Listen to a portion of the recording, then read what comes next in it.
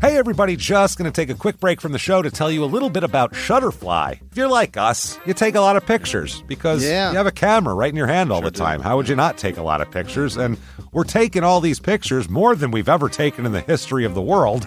What are you going to do with them all? That's the thing. You used to get a solid picture, and then you'd look through them, and you could enjoy them. Now they're like back on your camera roll. You can't even find them. You don't want that. That's why the cool thing you need to do, and what I did, and I think it's pretty cool, is create a Shutterfly photo book. Oh. What I did, and you're going to enjoy this, Jimmy, because I haven't showed this to you yet, but took all of our pictures from being on tour this year. Oh. All live show pictures, us backstage, us on stage, doing all that stuff, and like some of the, just the venues and things, and made a little photo book out of that. Also, they have free 24-hour designer service as well. With their 24-hour designer service, a professional designer is going to lay out the book for you for free in just a day. Make something that means something with Shutterfly. Enjoy 40% off orders over $29 with promo code SMALLTOWN. See site for promotional details. And now back to the show. Hey everybody, just going to take a quick break from the show and tell you about Noom. Has Noom helped you? I believe it has. Oh, that's got an app. You can do tracking. It's terrific. It does. Noom builds personal plans that can meet individual needs. That's the thing. Takes into account any dietary restrictions, medical issues, other personal needs. That helps build a plan that works for you. And yes, so I know that you've had your own personalized program here that you've been working on. And it's weight loss This is weight loss results that last. They stick around because you get yourself into a lifestyle change. That's what matters. That's mainly it. You can't just say, I'm going to cut that out for a month and then go back. Do it. That's not what it is. So I'm glad it's helping you. That's great. And it really does. I like the psychology and biology-based approach here. Noom Weight uses psychology. That's why they say losing weight starts with your brain, but it also takes into account your unique biological factors, Jimmy. All of your multitude flora and fauna that goes on inside of you there. Sure, Stay focused on what's important to you with Noom's psychology and biology-based approach. Sign up for your trial today at Noom.com, Noom.com here, based on 3.5-year study of actively engaged Noom users with minimum starting BMI of 25. Individual results may vary. Visit our website for more information. This is a Reese's Peanut Butter Cup sound experiment. We're looking to find the perfect way to hear Reese's so you'll buy more of them. Here we go. Reese's, Reese's, Reese's, Reese's, Reese's. Hey, get out of here, you little stinker. Reese's. Reese's. Reese's. Peanut Butter Cups. That breathy one sounded very creepy, am I right? This week, we check out the middle-class town of LaPorte, Indiana, where a man just couldn't keep his murderous needs under the surface. Welcome to Small Town Murder.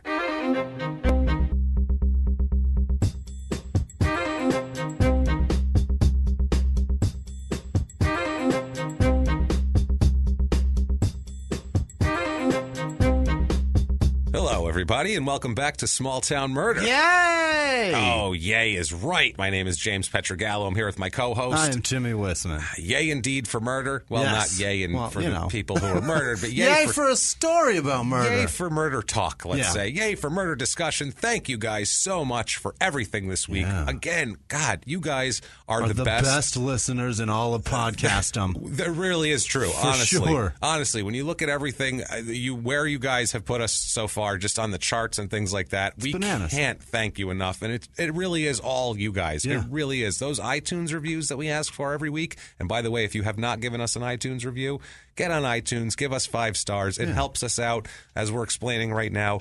So much on the business end, we cannot even explain it. It's a weird algorithm, iTunes. It's so stupid, and we all have to be cognizant of it and try to do it and work our way up the charts. Yeah. And those iTunes reviews are such a big part of that. So if you haven't done it, like we said, please give us 5 stars. It doesn't matter what you say. It's not for our ego. It's really just for the business end. You can say anything at all. You can say what your favorite condiment is, and we'll be like, I like mustard too. Yeah. So that's good. Just don't say mayonnaise, because mayonnaise is disgusting. Right. Zero calories in that mustard, though. Yeah, mayonnaise is just gross. Nobody should be eating mayonnaise out there. If you're eating mayonnaise, stop, put it down.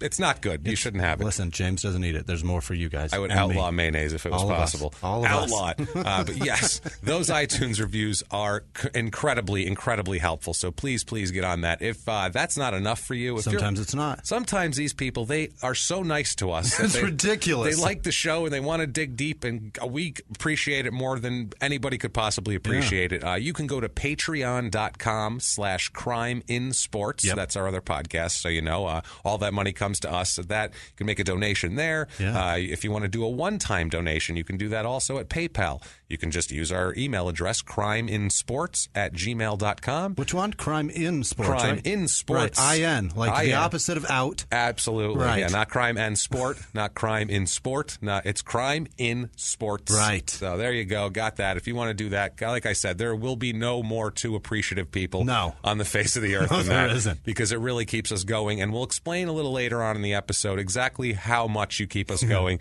in really, really stark detail. Yeah. After the story, after the murder story, we'll get to that and I'll let you know. So hang around for that if you want to hear just absolute tales of horror from the podcasting industry. And you want to hear 17 different ways to get fucked in the ass. You tune in later on. So, our first reference to anal sex. Well, forced anal sex. With that, with the first reference to forced sodomy, I will indeed give the disclaimer. Yeah. This is a comedy podcast. It is.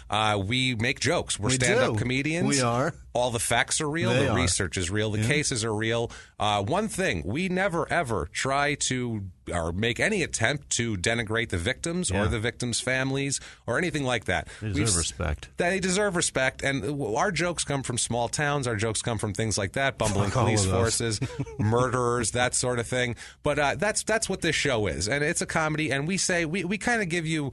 We pump it up a little in the beginning.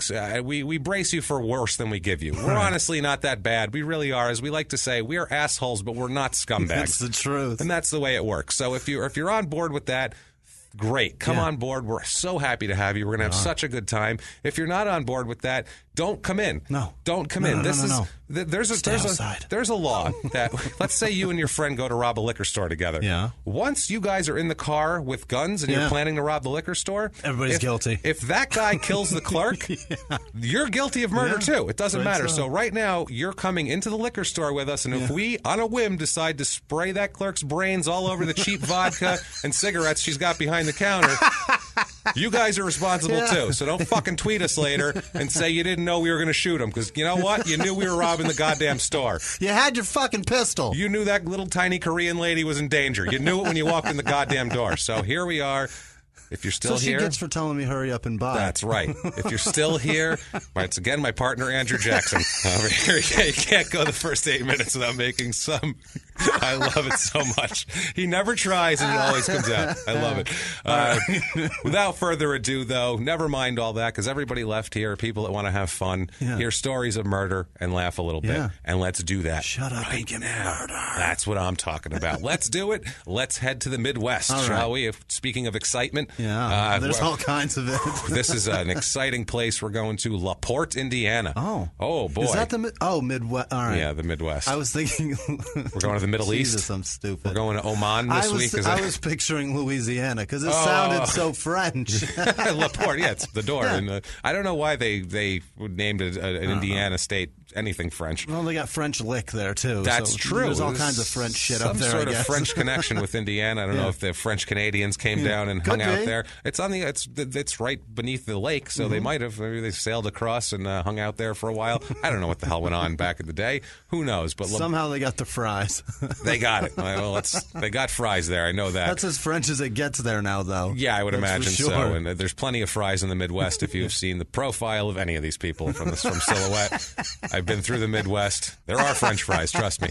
So LaPorte, Indiana, is on the northern border of the state. The county's in the northern border, right on the lake. It's the northwestern part of the state. It's an hour 20 minutes from Chicago. It's about 45 minutes outside of Gary, Indiana. Okay. So you're not too far from pretty major metropolis here and that sort of thing. Where the Jackson 5's from? That's right, Gary, Indiana. You got it, my man. No, this is a little bit 45 minutes east of there. It's in LaPorte County. Zip code 46350, area code 219. Watch out for the LaPorters calling you. LaPorters. The LaPorters, that's what they call themselves.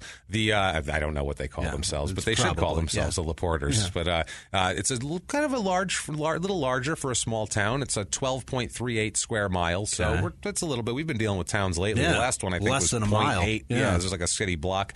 It's most of it's land. Over 11 miles of that is land. On their city website, this is the most out of. Some of the towns don't have like a slogan, and some of them in the beginning I might have missed them or something like that. So out of our 34 previous episodes, we've done about 25 town slogans. Yeah. This is the worst one of all. This is the one that made me go, oh no.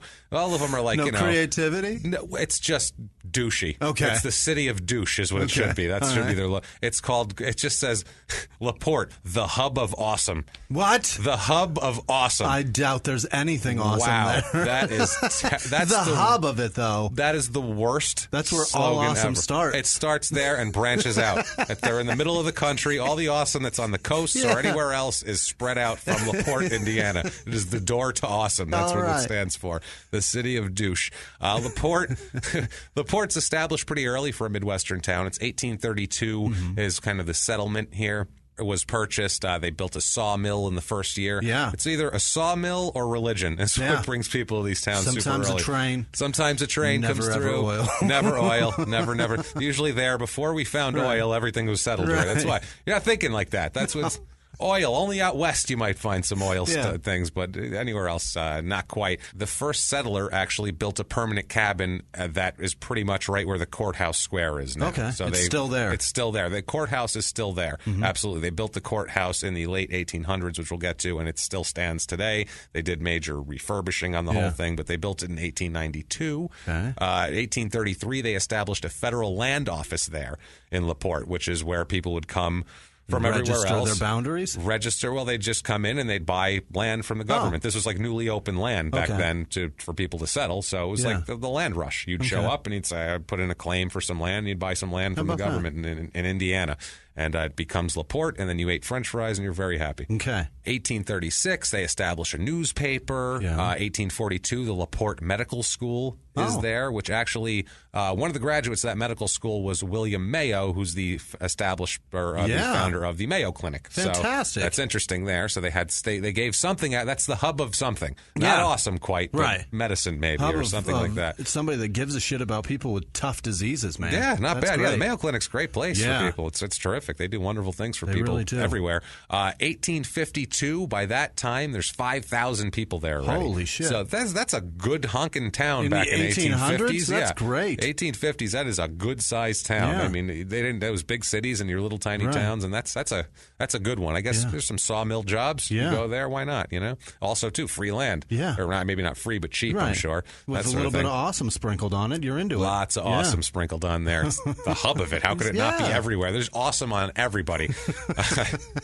Also, too, first mayor was elected in 1852, so that's when they really started going. Yeah. They planted a ton of maple trees. It became known as Maple City after that, which sounds like a really bad nickname for a basketball or team. Something shitty in Canada. Yeah, it's or something shitty in Canada. Yeah, that's like if the Toronto Raptors had like a really, the guys were dunking everywhere and they were good. They'd be like Maple City up in this motherfucker. That's what it would be right all there. These maple trees running around. That's right, dropping some shit with some sneakers attached to their roots. That's what I'm talking about. Also, for one more interesting historical fact. LaPorte is known actually for a series of serial murders that took place here. What? Belle Guinness, which was a woman who moved to the United States in 1881. She's looking for rich guys, basically. She would post notices in newspapers to try to attract wealthy men and that sort of thing. She'd get these men to come to her farmland, and then they would disappear. Weird. Yeah, super weird, right? They would also... They got sucked up into the awesome vortex. Dude, how could you not? It's a hub. Right. This is you don't understand when you're walking into a hub? Jesus Christ. Come on, man. What they would do is she would kill these people, but not after he would get them to adopt her kids. Basically, was how he would do it.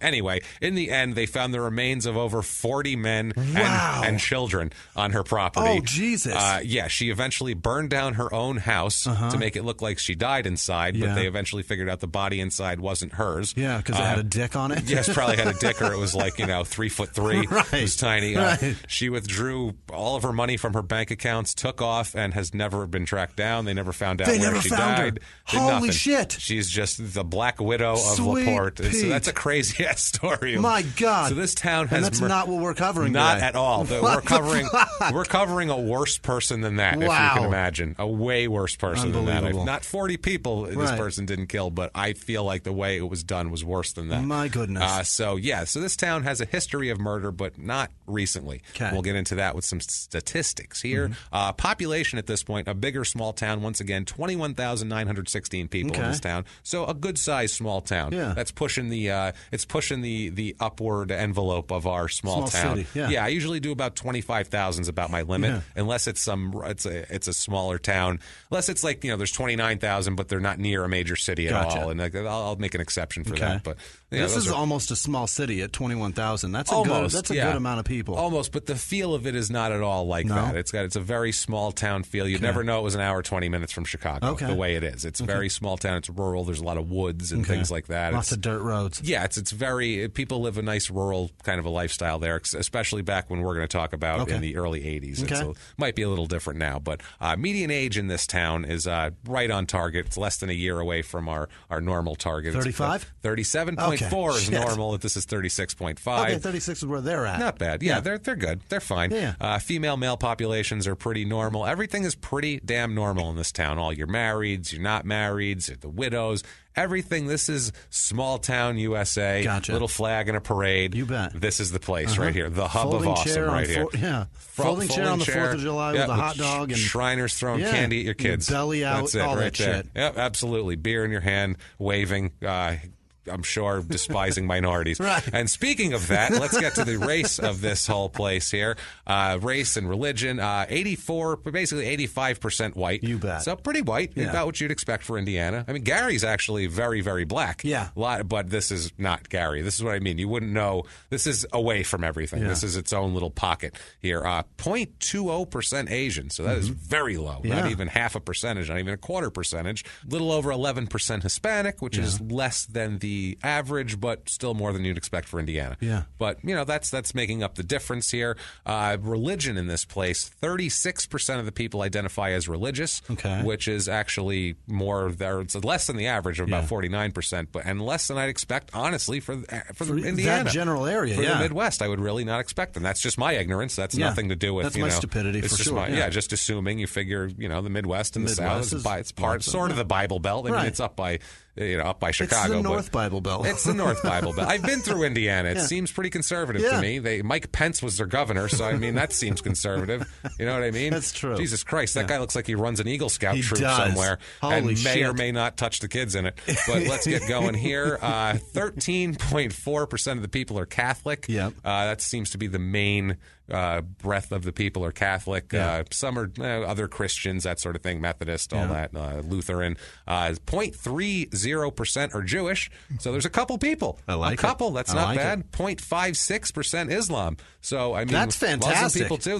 That's diversity for this show. I mean, Heck Jesus yeah. Christ. This we know. We're always saying, get some damn Jews in your town. What's wrong with you people? Come on. As far as voting goes, again, this town's a little different here. 55% of the people are registered Democrats in this town. That is 42% Republicans. Indiana can flip though, because Indiana went for Obama in one of the elections. It went Democrat, and then it went back to Republican. And then it went back to Republican. Indiana flips, but it's mainly a conservative state. Mainly they vote Republican, so that's actually a little more shocking. But it's closer to the city. Maybe that's part of it. I'm not sure. As far as the economy goes, pretty average here. This is your average town. Unemployment rate is right with the national average. Household income a little lower than normal, but it's okay in a place like this because things are a little cheaper. Yeah. So it's okay. Household income here average is $37,225. And normal or average is $53,482. So $16,000 less. We look at the jobs here. It's a lot of blue collar jobs, a lot of sales jobs. production, transportation, material moving, that sort of thing. Yeah. But nothing really straying too far from the averages. Okay. This is like your average town. Yeah. Like if you can throw a dart and say average town USA, Yeah. I feel like Walt Disney made Main Street USA, and he was like, "What's that LaPorte, Indiana doing here? Got anybody got a sketch of that? Yeah, anybody got a little sketch of that I can use?" I don't know anything that Indiana exports other than super white basketball players that are really great at it. Yeah, they're good at that. And then they they also export unbelievably talented at moonwalking black kids. Outside That's of true. that, what does Indiana make? Corn? Do they make corn? I don't know. I don't think you make it. They grow it. Grain, corn. There's got to be some shit growing out there. I'm not positive. They do in Indiana. You know what, Indiana? Tell us what you do there. I'm sure that there's some sort of industrial shit. Yeah, I'm sure. There's got to be. It has to be. I picture Indianapolis being super. Well, Indianapolis is a city. It's an industrial city. It's got things. I just don't know what they make. I don't know what they make either. I don't know if it's that's out of Indiana. No, I don't know if it's like Minneapolis, which has like corporate centers, if it's like that sort of thing, or Right. I'm not sure exactly how it works here. Cost of living, actually, like we said, the income's a little bit lower, but when you look at cost of living, we say 100 is the average. That's par. Right. Overall cost of living is an 82, which is a little bit lower, but the housing here is very low. The housing's 47 out of 100. How about that? So you can afford some shit here, basically here. And if we've convinced you, knowing nothing about it and what they make there, what they do there, or anything for that matter at all about it, LaPorte, Indiana, if we've convinced you to move there, we have the LaPorte, Indiana Real Estate Report. My favorite part. For you right now.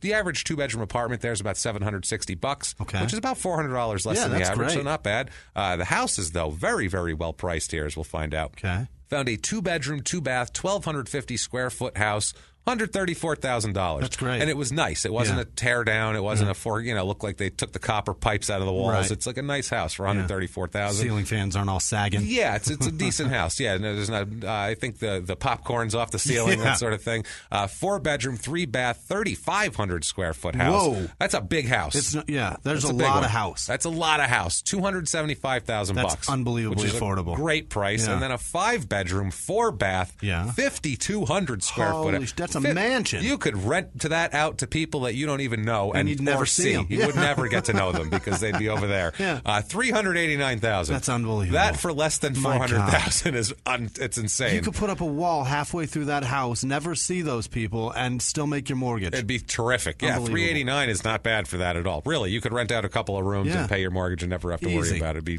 fantastic. Things to do in LaPorte, Indiana. They do have things to do. Exciting things to do. Okay. Like you can go to the Heston Steam Museum. I'm sensing your sarcasm. That sounds exciting. Doesn't that sound exciting, Jimmy? Steampunk people from all around. Yeah. Rushing to this town. They all dressed up like assholes with goggles on and shit. You know it. You fucking stupid top metal hats and gloves and goddamn metal monocle on their eye looking shoulder asshole. pads and shit. Jesus Christ. Sorry, steampunk people. You're douchebags. You're finding your own environment. The moment you step out of that, you look like an asshole. Yeah, thank you. There's no in between there. You're like if a Ren Fair person walks away from the Ren Fair. Yeah. Like, what are you doing? Are you homeless like 300 years ago? Or what are happened? you a time traveler? Yeah, what's going on here? Are you in a Monty Python movie? What are we doing? There is also the Red Barn Experience. What in the fuck is that? Which looks exactly like it is. It's a red barn, and you go experience it. Okay. So knock yourself out there. Check out that red barn. Sounds like I can do that in a book.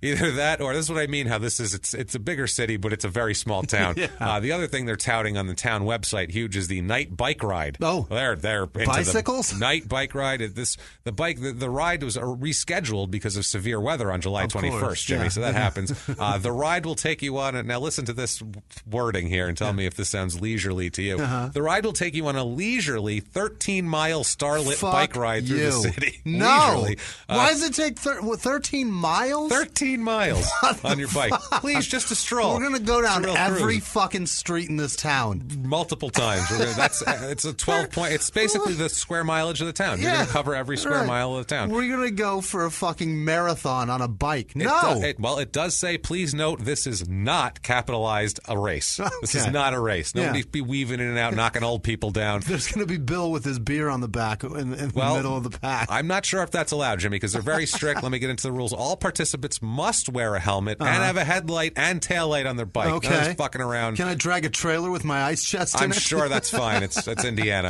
I think that's allowed. Participants under the age of 10 must be accompanied and ride with an adult, either pulling behind or tandem, and require their own registration. So very complicated to bring your kids. Registration? Register. You got to have a tandem bike. The cost is $20 per person, which includes T-shirts and snacks. Sweet fuck. Register at the park office if you're interested in that. That's a lot of money to go ride your bike around town. Are you going to provide the bike, you fuckers? Hey, how about I just go for a bike ride, and if I see you guys, I'll wave. How's that sound? If I can do that shit for free, I have my own T-shirt, and I'll bring some fruit snacks from the house. This is really not necessary. I got a granola bars in there. Is everybody out of T-shirts? They need to get one? I need that night bike ride T-shirt. Jesus. Now, crime. Let's get to the crime, the thing we are interested in here. Property crime, which robbery and that sort of thing here. Obviously, what property crime is, it's pretty obvious, is almost twice the national average. They will steal your shit in LaPorte. Maybe that's why they need that T-shirt. All of their other T-shirts have been stolen. So that's what it is.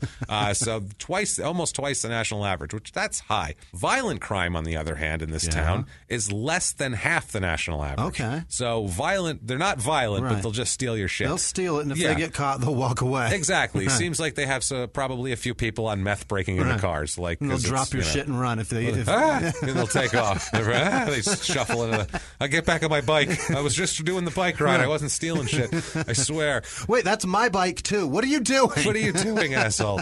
So that's what they have going on there. It's a quiet, nice little town for the most part. It's nonviolent, that sort of thing. Now let's go back in time. Let's go back to January 29th, 1953. Okay. Where a man named Frank R. Davis is born. Frank Roy Davis. He's born back then. He ends up in this area. As a child. He has some problems that we're going to get into with his birth and with some health issues that cause him to act out.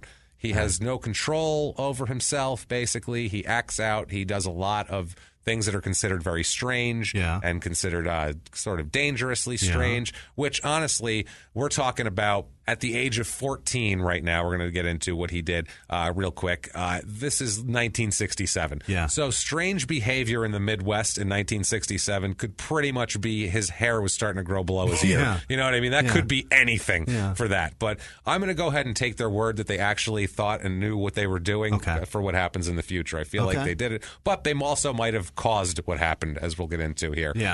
He is at 14 years old. He's placed in Beatty Hospital.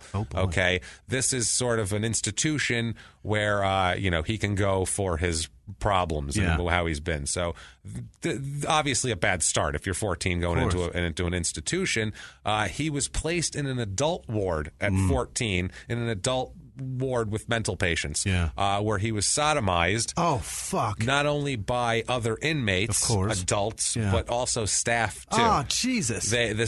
What he went through was really bad. There's documents to it. It's it happened. It's not good at all. It's a real thing. This isn't something he came up with later and made up. This is actually a documented thing. Is that a place that's closed down now and people go tour it during Halloween? It's got a different name, but it's still going. It's still going. Still going. Got a different name. I'm sure they run things a little differently than they did then. I don't know if you guys have ever seen footage. There's tons of documentaries. The late 60s, early 70s, they really, really made a big deal, the media, of exposing these institutions that would basically just throw a bunch of kids in a room and, tie them to radiators and put them in straitjackets and not give them any treatment. And then just collect government checks. Yeah, and kids would be banging their heads against the wall. They'd do nothing. And so that was a big deal. Geraldo, as useless as Geraldo is, he actually did a pretty good expose on one of them in about 1971.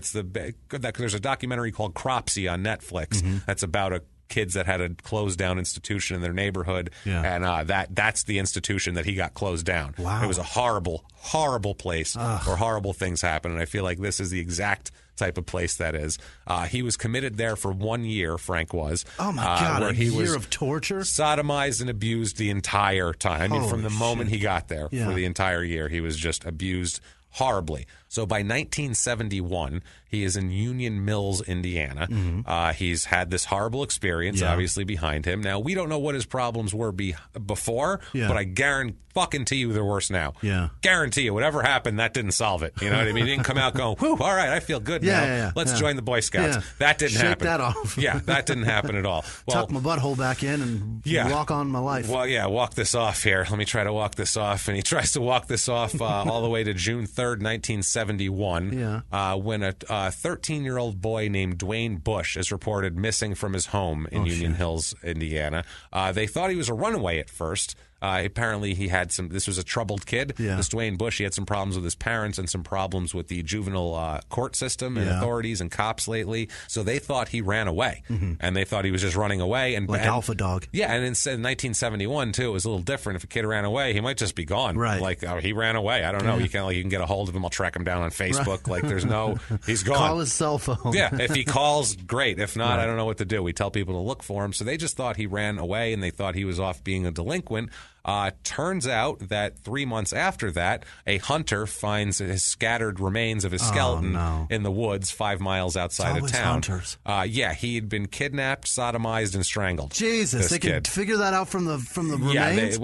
They figured it out from something else later, but you can also figure out, because strangulation on some of the bones, it depends on what it is. Sometimes they can find that out. Some of the neck bones are broken, there's only one way to break those. Exactly, right. some of those. So, but this is scattered. I mean, this is broken up in like Dahmer style. Jesus. Yeah, Dahmer would break them up when he was a kid and toss them. With a hammer. With a hammer, exactly. It spun around. That's sick. It spun around like a sprinkler. That's it. I feel like that's what this guy was doing. Scary. Just yay, bones, like a sick fuck, man. Ridiculous. That's the wrong usage of yay, you fuckers. Yeah, don't ever use it like that. When you're scattering the broken up skeletal remains of a teenage boy, please don't shout yay. Well, if you do, don't give us credit for it. Don't go, hey, that Whisman sucks. I just yayed. Don't do it. Don't shout that in the wilderness. No, God, shut up and give me murder. None of that. Jesus Christ, no. Button. Don't wear your small town murder T-shirt either while you're doing that. It's going to look bad on the mugshot. No. Actually, though, that would probably get us some good pub. I might enjoy that. So if you're going to murder someone anyway, don't do it for us. Right. But if you're about to murder someone, first of all, don't. Right. Stop doing it. Don't do it right now. But if you're going to doing get in it any anyway, kind of trouble where there's a mugshot coming, wear your small town murder T-shirt. Suit up. Do it up. Suit up. Boot and, up. I want to see it. Especially if it's a crazy crime that's going to get national attention. This poor boy here, this poor Dwayne Bush, I feel bad for laughing because this is horrible what happened to him. For some reason, I don't know why, and it's not true, but the farther back things happen, the less sensitive it feels for some. Even though it's not, obviously this is a poor young boy, and he had parents that this happened to, and it's horrible. And it doesn't. The passing of 46 years doesn't make it any better. But I feel like it's better than if it happened 6 years ago. Right. I feel like it's a little more closure. It's so strange. Right. I feel like it's so far from my life. It's so far removed from where I'm at. Well, it's almost like it didn't happen because they were all driving 40-foot long Dodge Darts and wearing butterfly collars and having all these. You know what I mean? Right. If you took a snapshot, that picture looks nothing like now. Cars it's like had wings for shit's sake. It's like not like another wings, planet. But rear fins. Yeah, it's fucking Elvis weird. was alive. Yeah, that's bananas. That's so weird. Nixon was the president of the United States, and we were in Vietnam. Yeah. I mean, that's not. So weird. We were in the movie Platoon. It's not. It seems like it's another time, even though it's not. Obviously, but he was identified by dental charts because they couldn't identify him any other way, which is horrible about that. That's my favorite joke from Robert Schimmel. That he says, if they identify you with dental records, they don't know who you are. How the fuck do they know who your dentist they know who is? Your dentist is. Yeah, I love that too. That's fantastic. Anyhow, so they identified him with dental records. So they identify him with dental records. Now, obviously the whole area has terrorized now from this 13-year-old boy disappearing from his house and finding skeletal remains. It's not what you expect in rural Indiana. Of course. Right after this, shortly after this, Frank Davis, our buddy, if we remember here, is convicted on a charge of burglary. Okay. He is sentenced to a term of 1 to 10 years in the state penitentiary for this. Okay. And nothing happens around there for a while. That seems steep for a burglary. Well, yeah, but it's the 70s. Anywhere from 1 to 10, though. Anywhere from 1 to 10. 2. That's the thing. And he ends up not doing much time at all because this is late 71. He is convicted of this, and he's out before 75. 1984. Okay. So he does less than 3 years. I don't have the exact records because, I try my hardest to find everything, but inmate release records from the early 70s in Indiana are really outside of my wheelhouse. I really don't know how to do that. So I tried my best, though. I promise you that. But yeah, anyway, he is convicted. He's back out. Less than 3 months after he's released, he and a friend of his hold up a grocery store to steal $40. I mean, he's got to get back on his feet. He's got to get back on. Yeah, he's got a lot of stuff. He's got a lot of shit to catch up on. You know what I mean? He's got tons of stuff going on. 3 years of lost time. It happens, man. A lot of things to do. This is a busy man, Jimmy. He's got a lot of irons in the fire. So his one iron here is going to prison. That's his main iron and his main fire. This is a 10-year sentence he receives at this point. Over $40. Over $40. Yeah. So 10 years in prison for but it's your second offense too. And you literally the minute you got out of jail, you were doing it again. So clearly you have not learned your lesson. You have not learned your lesson, obviously. So he gets that. He escapes from prison in 1975. Holy shit. Makes an escape. A lot of these, how many cases have we covered where someone has escaped from prison? I can't believe it's that easy to escape. We've had literally, I think, 8 or 10 escapes now in 35 episodes. How easy is it to fucking escape from jail? Lock that shit up, for Christ's sake. Why have a jail if you can't keep people in it? It's the whole fucking point. If they can just walk out the door, then why you lock? That's the whole point. At least put a lock on it and engage it. There's no other point to prison. Right. Otherwise, just let him out in the street and say, follow that guy and watch him. That's you prison. Stay behind this door now. You. He's quickly recaptured, though, thankfully. He gets paroled in 1982. So he's back on the street in 82. But again, don't think he quite learned his lesson. No. He's at the very end of 82. He's released from prison. All this time. And like we said, he was only out for less than 3 months, commits the robbery, right back in prison. Okay. So you would think this guy would want some freedom and want to not go to prison. Yeah. I don't know, maybe get a job. Yeah. Start trying to be a normal member of society, try to get an apartment, find a girlfriend, normal shit that people do. Here's the thing that I just want to point out is that our system is so fucked that you get a guy that's been through a mental facility that's clearly got mental problems. He goes to jail for robbery. He's in there for a couple of years. You got time to actually put him in through some courses and shit. He gets out. You think obviously, what you guys didn't fucking work because he's back in prison now for 10 years. Now you have the chance to really. He has so much time to really be treated. They're not treating him. And now he's out in 83. And especially back then. Yeah. The treatment wasn't a huge deal. And it is. And now it isn't really even. I mean, there's some prisons that there are and they have programs, but generally it's just housing. Our system is so fucked up. It's pretty fucked up. They put him back out on the street, and you have to put him back out on the street. He stole $40. Right. So you can't keep him forever just going, clearly he's a scumbag. Right. You got to give him another chance, but they gave him no tools to work with. Not that it's their responsibility to give him tools to work with, but guess what? When he goes out and does something shitty, you didn't help. Whose fault is it now? It's not fault or not, it didn't help any. Right. It's one of those things. Right. It may not be your fault, but you really didn't make it not happen at all. You didn't do anything to make it not your fault, too. That's the thing it's right there. You at least make a fucking effort to keep us safe. Yeah, you didn't try, and that's the main issue. The whole point of the correction facility is the first word, corrections. Yeah, there's no corrections. The shit. Yeah, that's not the way this worked back then. And honestly, even if they tried their hardest, even if that prison had the best programs in the world, I'm not sure this guy is a candidate. As we'll get into what he did, I really don't think any amount of help would have helped this guy. I think he's got, this is deep-seated, and this goes back to many things. We'll talk about it as we go through it. You'll see what I mean. You know what? You know what I just thought of? Indiana does do. They have fucking maximum securities there. They're one of the places that in Terre Haute, right? Those are federal, though. Right. Yeah. But I mean, that's what they do there. Supermaxes, They do fucking Colorado, right? Yeah, that's one of the places. Supermax. Let's fucking figure out what you're doing in there.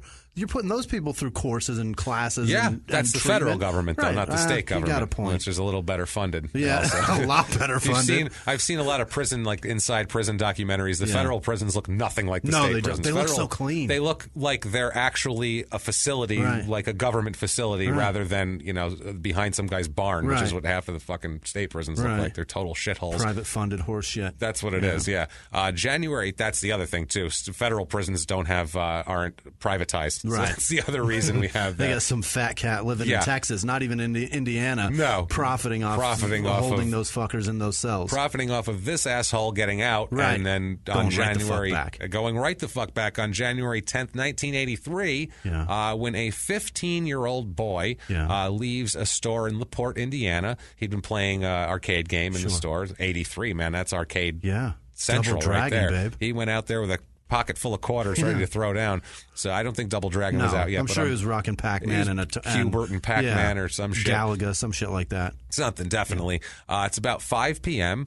He takes his route home, which I guess is his normal route home. I guess he goes to play video games a lot, which sounds like small town Indiana, early 80s. He takes a route home through a cornfield. Yeah. So he's playing his arcade game, going home through the cornfield. So crazy. Small town Midwestern That's life. America, and it seems so foreign to me. Yeah, I know, me too. To take a path through a fucking cornfield. Yeah, it does seem very foreign to me too. Somebody else's property. Yeah, well, you get yourself shot. They all know each other. Hey, it's a little guy who always comes through here. He's fine. It's just the cornfield. Jesus. I don't know. As he walks through the field, he noticed that someone was following him. A man is following him. Yeah. This guy ended up running ahead of him, like running by the kid, and ending up at the end of the cornfield. Like he ran by him like he was running, like had nothing to do with the kid. Like, I'm running this way. The kid's like, oh, that guy's running. That's it. So he goes down there.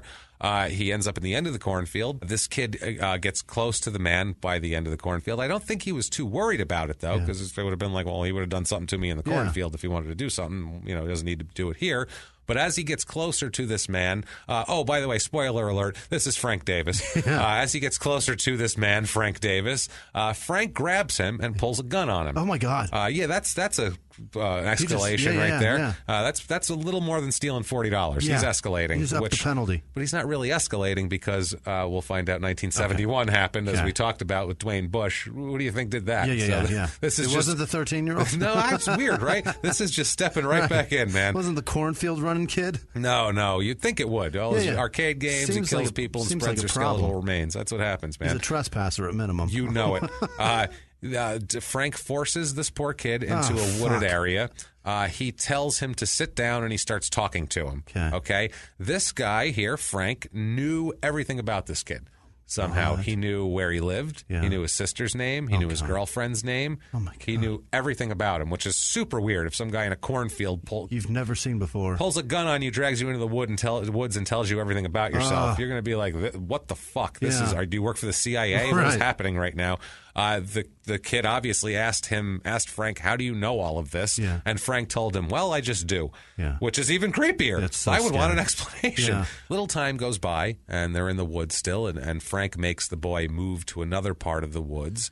And in this other part of the woods, he ties a wire around the kid's neck. No. Again, terrible sign. Yeah. One wire's around his neck and wrapped around Frank's hands. Okay. So he can yank on it without hurting his hand, I guess, a little bit. He then, at this point, when he's got him like this, he's got control of him, obviously, because he's got a wire with his hand, so he can let go, he can let loose, and he can tighten up, and he can basically make the kid do what he wants. It's at this point that Frank, this is horrible, at this point, he takes the boy's pants off and performs oral sex on the boy. Jesus. Okay? And then he tells him... Frank tells the boy that he's going to take the wire off of his neck at this point, which makes the kid feel a little better. Yeah. And then he instead pulls it tighter until the boy passes out. Yeah. This is weird shit, by the way. I've never heard of a sex assault like that. Well, this is what I wanted to talk about for 1 second here. First of all, it's horrible to do anything to obviously, everything he just did is not recommended. Is not recommended small town murder behavior. We don't recommend any of that, and we're horrified by everything about that.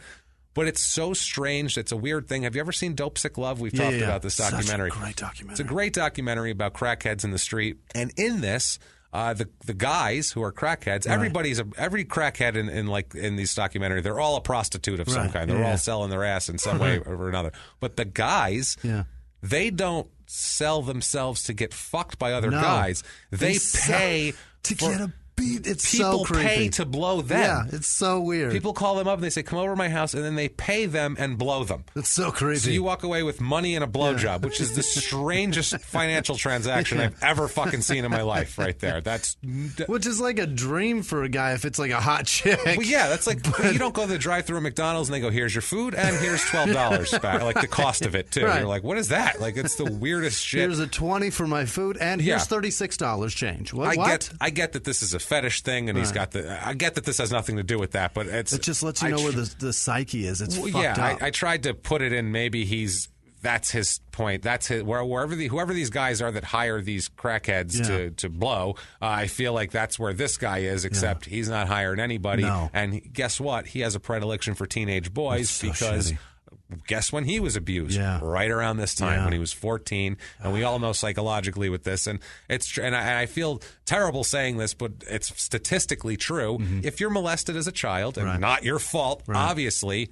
By any stretch of the imagination, we feel horrible for anybody. Jimmie, firsthand, you know this shit. Right. And it's not even that you go one way or the other. It's like you go extreme one way or the other. Like you're super guarded and very careful. Like when I had my daughter and my son. Some people become promiscuous. Some people become aggressive. I was very weirded out, holding them and kissing them in public. I was like, are people thinking that I'm going to try to fuck my own kid? Like that's the kind of things that go through your head. Yes. And that's so shitty. It's horrible. And it really is. And that's why this is extra tough because you know for a fact. We don't know if this wouldn't have happened if that happened, but God damn it, it's a shitload less likely. Yeah. Especially in a way of aggressively, the way it happened to him is the way he's doing it to others. He may have been a homosexual man, and that's fine, but he's not choking out 13-year-olds and forcefully blowing them. Exactly. That's fucked up. This is a different thing. This wasn't a sexuality. I feel like this was imprinted upon him. I don't feel like this is not natural behavior by any stretch. This is absolutely abnormal behavior to choke someone with a wire till they. I know some people like choking and shit like that, but at gunpoint in the woods, no, this is horrible. And the majority of those people like getting themselves choked. It's not that they like choking others. It's fucked up. Yeah, it's way fucked up. So now this poor kid regains consciousness. Okay. After this, he passes out. He regains consciousness. Frank takes the wire off of his neck and then again takes him to a different part of the woods. Oh, my God. So he's walking him around. He then, at this point, makes the boy lie down on his stomach. Sweet Pete. Which, if I'm this kid, I don't know what I'm more scared of because I know he's got a gun. So this might be exexecution style. I've also been blacked out for a while. I don't know how long, and I don't know what he went and found. What he did, or he's already he obviously has some sexual plans for me. This is another thing. This kid is more afraid of being shot, which is reasonable. He pleads with Frank not to shoot him. They have a conversation. Frank says that if he lets him go, the kid's going to tell the police what happened. And the kid said he wouldn't tell anybody. He swears to God. I swear I won't tell anybody. Just let me go. It's fine. I don't know you. We don't know each other. It's no worries. I don't even know your name, Frank. I don't even know your name, Frank R. Davis. But birth date, whatever, 53. Damn it, I forgot his birth date. I think it's July 29th, 53. Anyway, Frank tells the boy that he'll leave him, but he's going to knock him unconscious first. Okay. He's got to be unconscious when he walks away. God. He doesn't feel like he's going to chase him and point to him in the neighborhood, I assume. So he hits the boy in the back of the head with the gun. And he pretends to be unconscious. Good. Smartly. Second that thing hit, I don't care if he grazed you. You go down like you're... Like you're throwing a fight. You go down like Hulk Hogan right before he makes a comeback. And you twitch, you fucking convulse. You fucking Hulk up. You do it right before the Hulk up when he's down and out, man. Nothing can bring him back. That's what you do. While the boy is down, after he hits him with the gun and he's pretending he's unconscious, Frank doesn't quite buy that apparently because he hits him with the gun 8 or 9 more times. Oh, Jesus. Just beating this poor kid with a gun in the head. This is horrific. Then he pushes them with his foot to see if he's moving. Like, hey, is he going to move here? Is he faking? He doesn't move, so Frank runs off. This poor kid was conscious through all of this. Jeez. He didn't get knocked out. He's lays still for several minutes. This kid's my fucking hero. He's a tough son of a bitch. This kid. 13 years old. He can take a beating like that and still. And he's got the wherewithal to try to think to get out of it. He really is. I love him. No, he didn't need a bar mitzvah at 13. No. This is fine for him. There's not that many Jews in the nation, so he would have had a hard time finding one.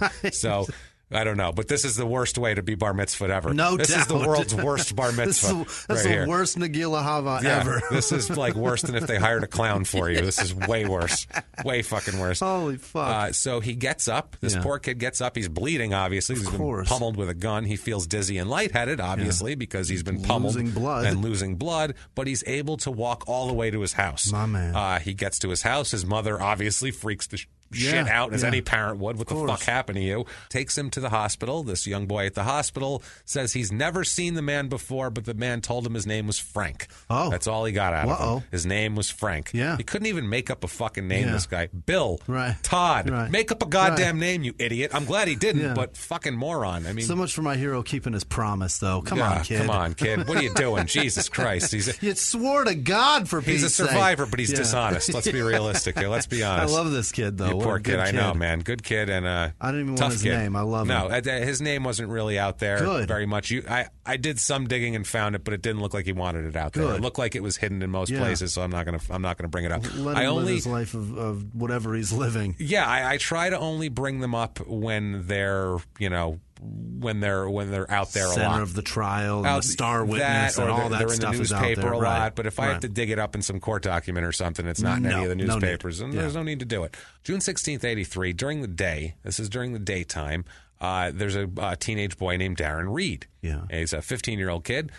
He's at home with his relatives, and they're like outside hanging out in the neighborhood. Frank is there, and Frank has a motorcycle, a dirt bike, whatever the hell it is. I think it's a dirt bike, the way they describe what happens later here.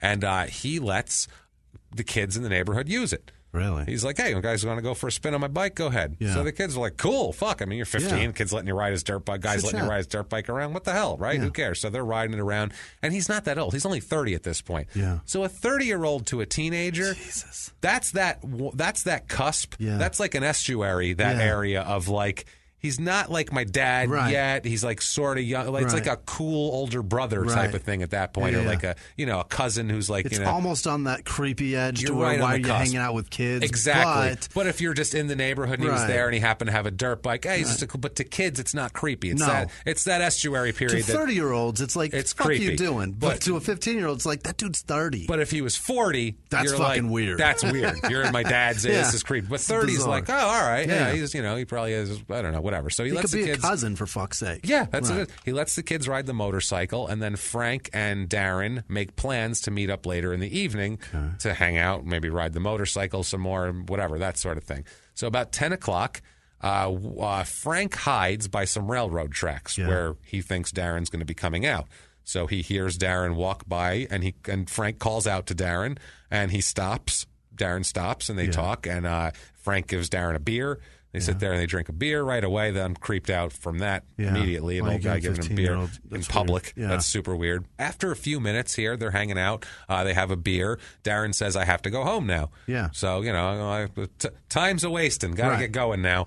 Burning the midnight oil. Yeah, it's past 10 o'clock, and it's, he's a teenage kid. His parents are going to wonder where he is. Mom might wonder at 15, where the fuck am I? Yeah, he probably said, I'm running down to get a video game or some shit. I don't know what. I'm going to get an Atari game. I'm going to get Defender from John down the street. You know what I mean? I'm going to get Donkey Kong. And if I come home reeking of beer and motorcycle exhaust, Mom's going to have some questions. She's going to. So, he drinks a beer. He wants to go home after a few minutes, but Frank threatens Darren with a knife. Oh, boy. So he says, you can't go home. Yeah. You're staying here. He gets a wire out. He likes having a wire. Yeah. He ties the wire around his hands and neck. He does that trick with him. So if he moves his hands, he's choking himself.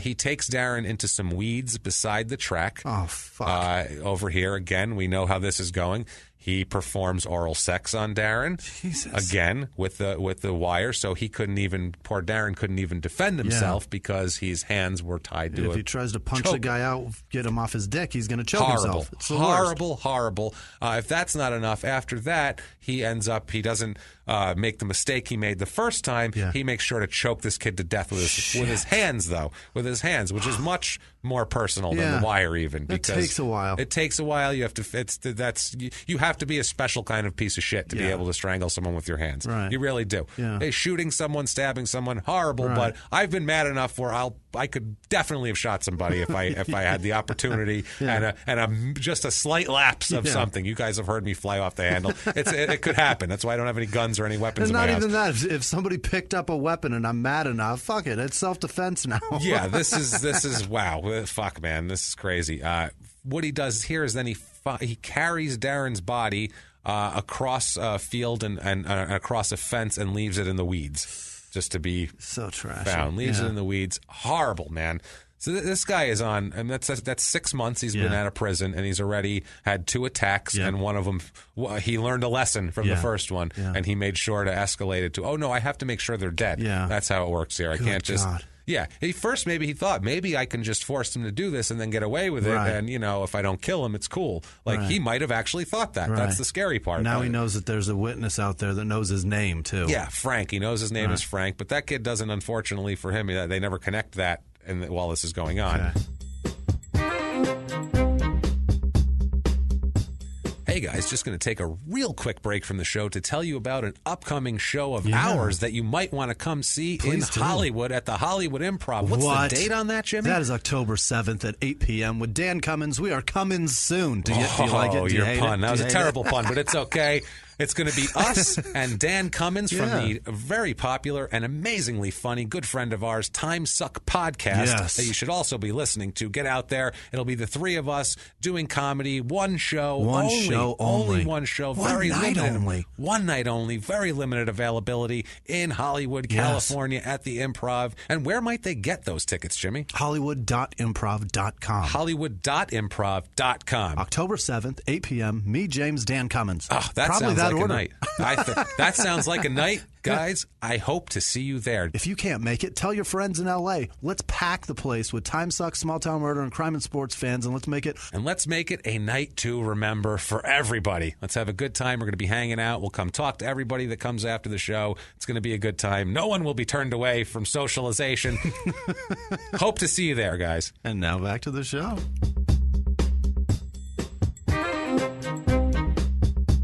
June 18th, 1983. This is 2 days later after Darren was killed, okay? 2 days. They haven't even found Darren's body yet. Oh, boy. He is still sitting there. 2 teenage boys, Jeff Lopez and Eric Fuller. He's going to go, what? They're going camping. They're camping out. It's at a little camp area in the woods just south of LaPorte. So it's in town, basically, just south of town. There's some woods. They're going to camp out there as... How many times did you do shit like that when you were 15? I mean, we used to go drive out. Yeah. But we wouldn't really camp. We just light a fire and kids would drink beer and smoke weed. And when I was 18 and 19, we'd go up to the lake and do that stuff. That's true. Yeah, but I remember when I was 15, we'd go find. You would? Yeah, we'd go find woods, but there'd be bananas. There'd be 8 of us, and I'm telling you right now, if anybody, this guy would have been afraid of us. I'm sure. He wouldn't have. We wouldn't have been there's some prey. He would have been those kids look dangerous. Fuck, man. We were insane. Those kids smell like weed. Those kids smell like weed. All of them have knives. They're all fucking crazy. That one's got a prison tattoo. He's only 16. Literally, that was my friend, so he wouldn't. We would have seen this guy and be like, get the fuck out of here, asshole. I'll fuck you up. And he would have ran away. Because there was always those weird guys in the woods, too. Yeah. There was a guy behind, there was a strip mall, and there was some little patch of woods behind it where we used to go and smoke weed when I was 16 or whatever. Sure. And there was a fucking homeless guy that lived back there, and he had a car that he'd be sleeping out in the parking lot, and then you'd see him back there, and he had this whole camp set up back there. And he was this old fucking guy, and when you went into the woods, you'd make noise and shit, because otherwise he'd be jerking off in the woods all the time. So I've seen a 75-year-old man sitting in the woods, buck naked, just jerking off, sitting on a milk crate. Sweet Christ. Swear to God.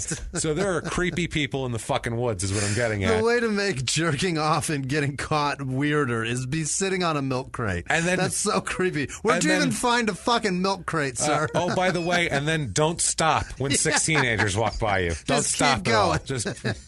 He wouldn't look at us, but he'd glance over, make sure no one was attacking him, and they'd just keep going. And we'd be like, fucking weirdo. But he wasn't a threat. He was an old man. So we're like, fuck you, old man. Yeah. God knows what he did to small kids back there or something. Who fucking knows? Squirrels, it could be anything. Or some shit. Could be anything. So anyway, these poor kids here, Jeff Lopez and Eric Fuller, they decide to go camping. They're both 15 years old. Or I'm sorry, Jeff is 15. I think Eric is 14. Okay. They set up camps. They set up camp at Kingsbury Fish and Wildlife Park. Okay. It's a fish and wildlife. It's a park where you go to camp. It's between LaPorte and Union Mills, which is where just down the road, psychopath and where he's from, where they birthed him. Right. They take a tent, they take sleeping bags, cooking gear. Yeah. They're going camping and an axe with them too. Take an axe, so you never know. A weapon. You might want to split some wood for fire. Who knows? They set their tent up, and then they go to collect firewood. So there you go. There's the axe. They're walking along some railroad tracks looking for dry firewood. and they see a man sitting beside the tracks. This man is Frank. Frank's just hanging out. He just knows where to sit. But then again, too, in a small town, if you sit by the railroad tracks, eventually teenagers will walk by find you. A kid. That's where they walk. We used to walk the railroad tracks all the time, so that is what it is. So they're looking for firewood. They see Frank. He's smoking a joint, sitting there. So like I said, he's not 80 years old jerking off. He's just a youngish-looking guy sitting on the side of the railroad track smoking a joint. Cool guy. When you're 15, you're like, well, that guy's got weed. You know, hey, look at that. So he asked if the two boys want any. You guys want any of this? Yeah. And they said, fuck yeah, we want some of that. That's right. So we're camping. That's right. They sit down, they hang out with him. He tells them his name's Frank Davis. How you doing? I'm Frank Davis. They talk for a short time about how he knows how to grow marijuana. He tells them all about, and that's bullshit that some older guy would tell kids. Like, I got a big grow operation. We grow tons of marijuana. All of the kids are like, oh, my God, that's so cool. Like, 15-year-olds are idiots like that. I was the same way. That would have impressed me at 15. I would have been like, cool, dude. Well, how do you do that? Right. Now, what he does now is he says, hey, guys, I got a motorcycle. I got a dirt bike. You guys want to ride it, you're more than welcome to. I'm just hanging out, smoking a joint. You guys can get on the motorcycle. So they were like, shit, cool, man. Cool. So they got on the bike and they're riding it around. They said what a cool guy he was. They said he was just friendly. They called him all smiles. Just the nicest guy. They said his motorcycle got bogged down in the mud for a while and it was a pain to get out. And they said he didn't even mind. He was like, "That's all right, guys. It happens. Man, you're out riding dirt bikes, man. That's you life." Trashed my shit. It's all right. Like, oh my God, this guy's great. What a nice giving us weed, letting us ride his bike. This is terrific. So they come later on. They break up or they break apart. After that, we're going to go back to our campsite. See you later. And he's like, all right, guys, have a good one, man. Take off. Good. I'm sure he collected all the information of where they were, where they'd be, all that sort of thing. So later on, they're at their campsite. Who comes pulling up on his motorcycle? But old Frank. He brings a few more joints with him. So now, shit, this is even better. We're at camping. He's got some joints. Fuck, man, no parents around. This is cool shit. So they sit around. They talk for like an hour and a half. Chilling, just talking about shit, talking about weed and motorcycles and smoking more joints, and everything's fine. As it starts to get dark, this happens. As it starts to get dark, Frank's like, well, all right, guys, take it easy, man. Good seeing you. You guys have a fun night. And they're like, cool, man. We got to ride a motorcycle. We got stoned for free a bunch of time. What a great dude. Hope we run into him again. See you later, Frank. Frank takes off.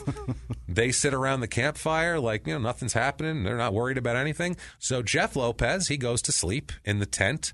And Eric Fuller is sleeping in his sleeping bag outside the tent. There's some campers next to them. They're playing loud music. They're partying. So there's people around. They're not. It's not desolate. Yeah, they're not on the top of Everest here. There's definitely people. It's nothing, whatever. So Eric Fuller has trouble getting to sleep.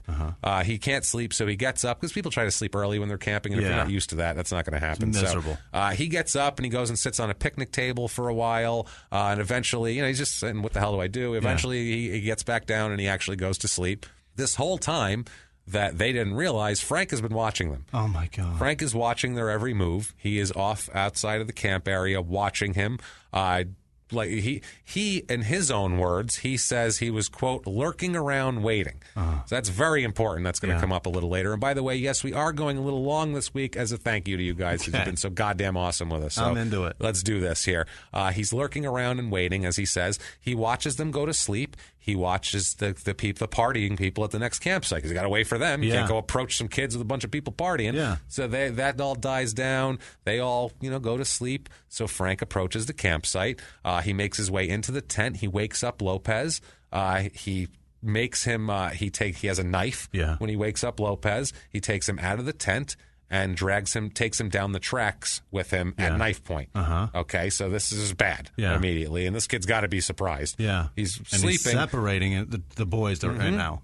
Oh, well, yeah, you don't want to hear this kid screams. Right. There's a whole party next door. It's going to come over and probably beat the shit out of you, I would imagine, and drag you to the police station. So he forces him there. He then ties Lopez up with a wire and, again, performs oral sex on him. Again, he's got it. He has a definite MO that he's doing here. Not an MO, but his definite way he's going about his things here.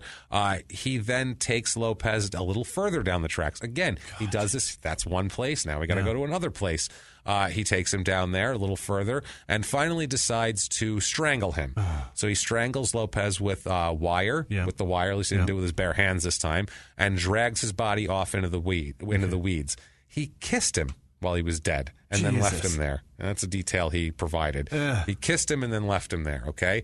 So now it's 3 a.m. Yeah. And Frank heads back to their campsite and wakes up Fuller. Oh, boy. Now, he wakes up Fuller saying that Lopez had been hurt while riding the motorcycle. Okay. He said he got up and we were riding a motorcycle and he got hurt and he needs our help.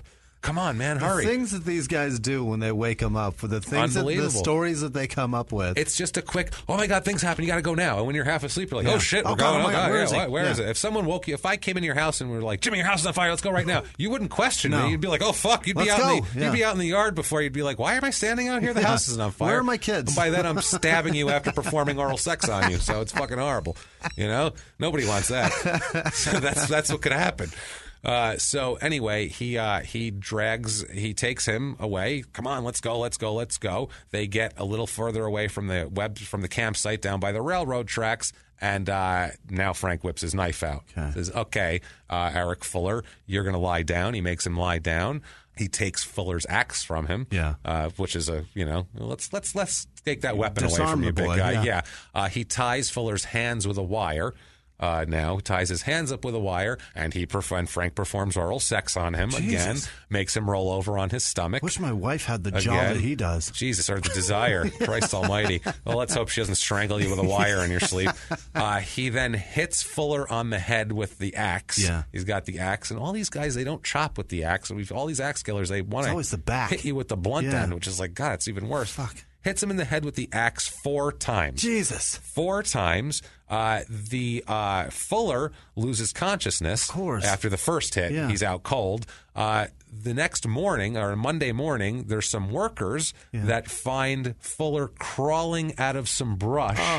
Toward the street, out of the way, covered in blood, not knowing where he is, disoriented. He doesn't even remember any of that. He only remembers waking up in the hospital with 4 wounds on his head. He only remembers 1 blow, he said.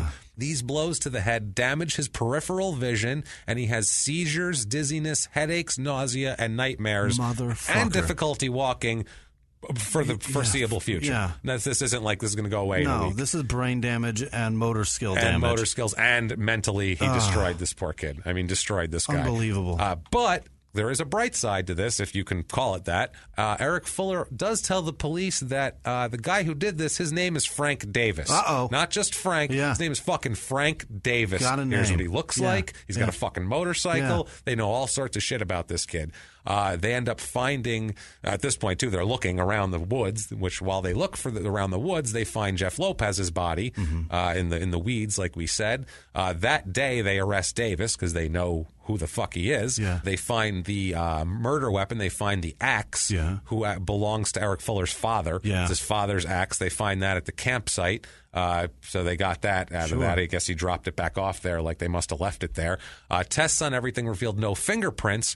But didn't matter if there was fingerprints or not, because Frank Davis makes a full confession to the deaths of Lopez, Reed, and Bush, Dwayne Bush from 71. They got that, and 2 counts of attempted murder too with the victims who survived. He everything I just described to you, he admits to all of it. He's just like, I did all that. All of it. What the fuck? All the details. What's his angle? He gave I think he's just fucked. Yeah. Plus, the other thing, too, I don't know, and I'm not going to say for sure, but I can't imagine what the interrogation techniques were like in 1983 if they drug some dude into a place for sexually assaulting and murdering teenage boys in a small town. They didn't rough him up a smidge. I have a feeling a phone book might have made its way into the room. I'm just saying that. Just possible.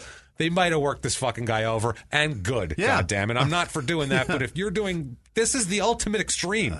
This is disgusting. If you kill an adult, I don't want them to work you over with a phone book. I want the information to be fair. Right. If you're tying up teenagers with wires and sexually assaulting them and killing them, I don't give a fuck what they do to you. You did it, motherfucker. Incapacitating them entirely and then just torturing them. That's fucking horrific. Told them your name, and then the kid remembers your name and then says, that's the asshole. Right. Guess what? I don't care what happens to you at that point. Go fuck yourself. Yeah.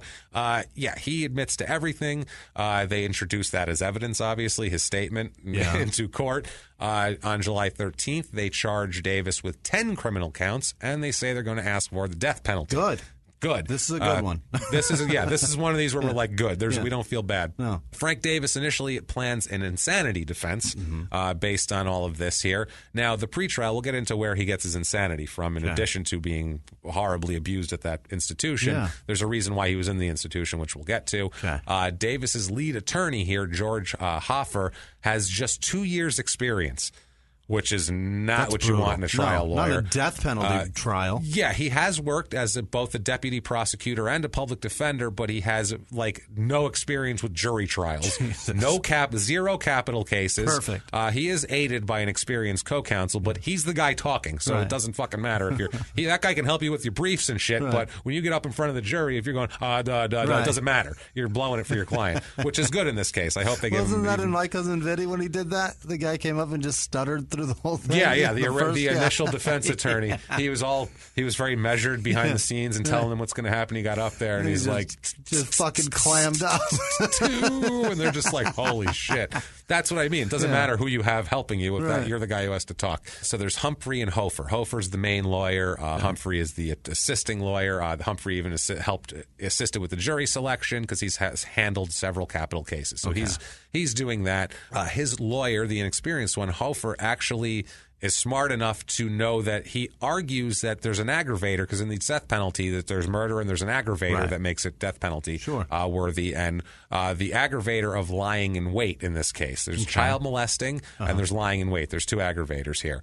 The lying in wait is, him lying in wait, waiting for this kid. The lurking part. Lurking. Thank you. And that's a word. That becomes a huge. The definition of the word while becomes a huge legal argument. The definition of the word. You think the definition of the word "it" with the whole Clinton Lewinsky thing. This is the definition of the word while. In court documents, there are 5 paragraphs dedicated to the dictionary definition of the word while and how it's interpreted in all its different ways. Fuck out of here. And I've been reading this shit for days. It's a 5-letter word. What the fuck do you people want? My head hurts. I've been reading this for fucking days. It's driving me crazy. How many ways can you interpret while? It's fucking going on while something else is going on. You get an attorney in a capital case and probably 6, 7, they'll figure out a way here. He'll make while mean dick. Yeah, that's the truth, man. So he knows enough to argue about that, the lying in wait part. I can't really argue with the child molestation part. That's kind of on there. Child, you blew him. Yeah, you blew him. That's it. As I forcefully blew the kid. Sorry. Well, he's a child, so anything he did is forceful. Right. Now, they had a suppression hearing. At this, they do not try to get his... They do not try very hard to get his statement thrown out to the police, his confession. What they do, they try to throw out a search of his room and his house. The police came and searched his house, and he's saying that basically a family member told the police that they were going to search the entire house anyway. So whatever, and just gave the police consent to search everything in the house, not just Frank's room. It's consent. So the consent by the family members, even without the search warrant, makes the search perfectly legal. Yeah. You can't. Once you say, sure, come on in, well, then you just gave up your right. You waived it. So that doesn't work, and the search stays in. I'm not sure exactly what they found, but I think it was small things. That shit's not really in the evidence of this. Frank's assertion is that the police applied undue duress to his family to obtain permission to search the house, which there's no evidence of that, and honestly, I don't really give a shit anyway at this point. Now, the main argument here, the main thing he's arguing here is that that he'll argue this later on. He really, really wants his brain injury to come up, his childbirth brain injury. Apparently, he had, during childbirth, he had a very severe brain injury during childbirth. I think it was a forceps thing. Trying to yank him out, and he had damage to a frontal lobe that was pretty significant. Significant enough where they said, like, he might not be right, basically. Like, here you go. Here's your baby, but we walk may it fuck off. This one up. Yeah, I don't know. We'll see how that one comes out. Like, it's like no warranty, as is. It's like yours. a cake that they didn't have quite enough flour in the recipe, and they're like, we'll see if it rises. I'm not fucking sure. We'll see what happens. It might be lumpy. It happens. Might be crooked. I'm not sure. It's one of those right there. So that is the behavior that he exhibited to get put in the hospital to begin with, is from this brain injury. Okay. So this guy never had a chance. We will say that. Yeah. But that's not. He's a mess. But that doesn't mean not a bunch of teenagers' problems who want to go camping and not be murdered. So doesn't justify that's fine. Forcefully blowing children. Exactly. So the counsel here, Hofer, makes a huge effort to prepare the insanity defense. He's ready to proceed with this insanity defense. They said, and in Davis's words, 30 seconds before the trial is the way he said, he elected to abandon the defense and just plead guilty. Wow. So he's going to abandon everything. And he's like, you guys, this is really shaping up to be a shit trial. Well, what he didn't want is if you bring in, if you do the insanity defense and you're bringing in all his medical records and everything else, then also everything from his past comes up. Everything. And this is shit we don't know about. Who knows? And if he was doing shit to kids in school back then, we don't know any of that because it's sealed records from the 60s in Indiana. But if you were doing a murder trial it would all be subpoenaed and it would all come out. Bet. He said this might make me look even worse if they know that. So they may kill mind. Me twice. Absolutely. The trial strategy, that's the decision legally that rests with the counsel and obviously the defendant. Sure. But it rests with the counsel, and this isn't something, tactics aren't something that can be judged from the outside. Okay. Like you can say ineffective assistance of counsel for certain things, but not tactics. No. That's something they tried. That's the way it goes. Yeah. That's the fucking warpath you chose. Yeah. In football, you can be mad at the coach for pulling the quarterback out and putting the shitty quarterback in, but you can't be mad at him for trying to pass to this guy instead of that guy. He was going for that. That's who we thought was going to be open. Right. I mean, what are you going to do And here? if it worked, he's a genius. And if he doesn't, then he's an asshole. Exactly. So take your pick. Psychiatric examinations beforehand find Davis competent to stand trial. So he's going to stand trial. And even his attorney's helper here, Humphrey, thought Davis was competent. Now they dropped the insanity defense right before the trial, like we said here. With all this evidence, with the psychiatric evaluations and everything else, it's pretty reasonable to drop the insanity defense at this point and go for something else. But there isn't a whole lot of anything else to go for, really, other than and he doesn't help. That's the thing. It comes up later that Hofer said that anytime he would ask Davis to help out. He'd ask him questions that would, serve his own cause. Davis would say things like, well, you find out. Or he would tell him, quote, you get the answer. Or, quote, that's your job. Like, it's your fucking life. When this is over, I'm going home. Right. Either way, I'm going to go home and hang out with my wife and kids. Guess who doesn't live behind bars, so... I don't give it. They're not trying to fucking put me in the gas chamber.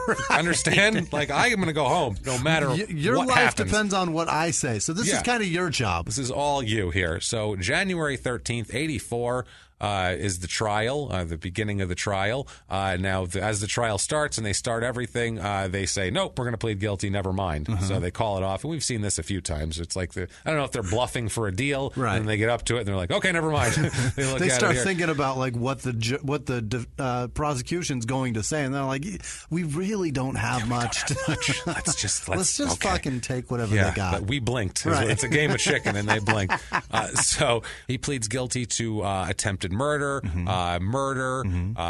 2 counts of murder, basically 2 counts of attempted murder and 2 counts of murder. Okay. They break it down to the basic. Okay, they cut out what they are going to drop at sentencing. Once the deal is in place, they will drop the child molestation charges. There's multiple of those, felony murders, more child molestation, unlawful deviant conduct, all sorts of shit like that they fluff it up with. I hate that they do this. It's stupid. I really don't like what they're doing. They keep those, they drop those just to streamline the whole thing and make it easier for everybody to deal with. But as part of the deal, the state they do not agree to not seek the death penalty. Okay. They say, we're going to drop half the charges, but we're going to seek the death penalty on the 2 you fucking have. Okay. Because we think they're good enough, basically. I think it's one of those. So obviously he's convicted because he pleads guilty. Right. Post-conviction, when we're doing the sentencing, his lawyer admits during the post-conviction hearing that he was overwhelmed by the case. He said, quote, overwhelmed. I'm overwhelmed by it, and I have nothing to do with this shit. That's what I'm saying. But he even said it's not even from the case. It's not like I couldn't handle the paperwork. He said, my anxiety comes from Davis, that fucking psycho, not cooperating at all. He said he did nothing. He said he didn't help in his own defense. It had nothing to do with the legal shit. It was just I have an asshole as a client. It's like trying to get a toddler to tie their shoes and get out the fucking door. If they tie say your own no, fucking shoes. You can't make their little arms do it. It's just the way it is, man. No. Shit. All right. No, then I guess we aren't leaving. Fuck it. So. Yes. Good luck. Wait for your mom to get home. That's it. That's all you can do. So they have a hearing for pre-sentencing where they, everybody introduces evidence. At the hearing, the surviving kids identify him in court, which looks terrible. That's a problem. That thing he did to everybody else, he did that to me too. Same thing. Didn't quite kill me. Minus death. Told me his name. Right. So that's a problem, and that's the guy. The court decides, when it's final, all said and done here, they impose a death sentence on the two murders. He's sentenced to death and consecutive terms of 50 years each on the 2 counts of attempted murder. Yeah. So in case that death doesn't doesn't stick, you're still going to be in jail for 100 years after you're already dead. When they were reading to him, because when they tell the defendant this, they also tell him of his right to appeal and his right to all this shit. Davis in court replies, "I'm not going to appeal." Okay. He's like, "I don't give a shit. I'm not going to appeal." He said at this point, he said he's not going to appeal his death sentence. He's ready for the electric chair right fucking now. Strap my ass in. He wants the chair. Chair me up, bitches. Okay. I am ready to go. His attorney said, quote, "He's a tormented person. You look at what he's done in his life and you ask yourself, why live? He's indicated his victims will..." That's fair. I don't want that guy as my lawyer. No, ever. But I would like to have a beer with him and hang out with him because he's an honest motherfucker. He said, "Why live?" Quote, "He's indicated his victims will feel better if he's dead. His parents will at least be able to say, all right, it's over. Let's carry on." All true. Yeah. All true, by the way. I don't disagree. Everyone, let's all have a party marching this guy to the electric chair. Yeah. That parade with the Shriners throwing candy and the fat guy in the lawn chair on the side. Yeah. March past him. Throw candy. Let's do a from 13-mile bike ride with that fucker. Hey, I don't just drag him behind the bikes. I hate this son of a bitch. Some of these guys are women. I'm like, oh, but this and that. Like last week's, I'm like, this poor woman. I wanted her to be free. Yeah. I felt bad for her. This one, I don't give a fuck at that. I want this guy, bad things to happen to him here. On his direct appeal, which he has to do, it's an automatic appeal, whether he wants to or not. If he can say, I don't care, he raises, or his team raises 6 issues here. Basically, there's some statutory shit with the aggravating circumstances, like we talked about, the 2 aggravating circumstances. He's going to argue the lying in wait one. There was whether it was a reversible error for the trial court to find evidence that supported finding both murders were committed while committing the underlying felony of child molestation when the actual act of molestation had been completed prior to the killings.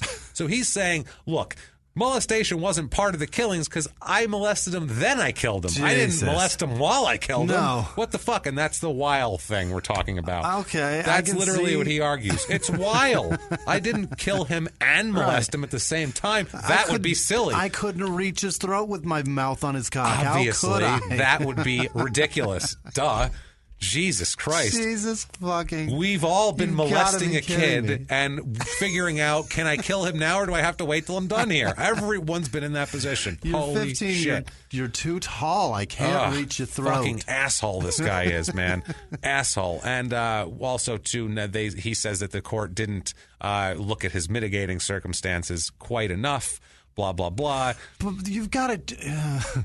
I understand the court is probably going to rule the same way I'm thinking, but you've got a wire around a guy's neck and your mouth on... it's so horrible. It's obvious that you're going to kill him. That's just where I'm at. Fucking clear. Looks like you're on the road there. Yeah. You know the whole act is all wrapped into one. Hey, if you have your Yankee hat on and your Yankee jersey on and your kids in the car and you all have you have a number 1 foam finger and you have Yankee tickets in your hand, we're going to assume you're going to the fucking game.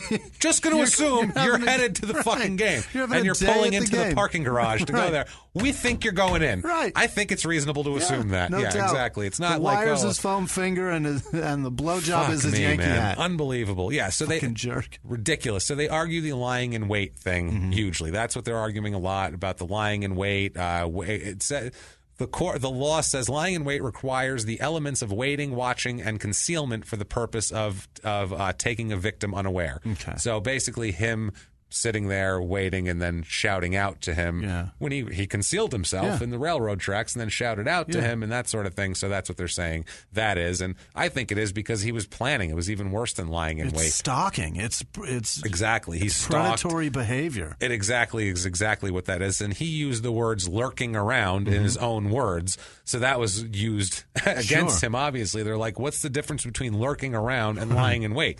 That's the same shit. So that's what ended up happening here. Now, they also talk about the mitigating factors in Beatty's Memorial Hospital, which, by the way, has been changed to Westville Correctional Center. That is the new name of that now. It was Beatty's Memorial Hospital back then, and they talk about while there, he was, like we talked about, sexually abused by the attendants. And they should call it not the rapey hospital. That's what they should call it now. Where kids don't get raped. Come on down, where kids don't get diddled. We won't fuck them. Promise. Nobody will. Not even the other prisoners.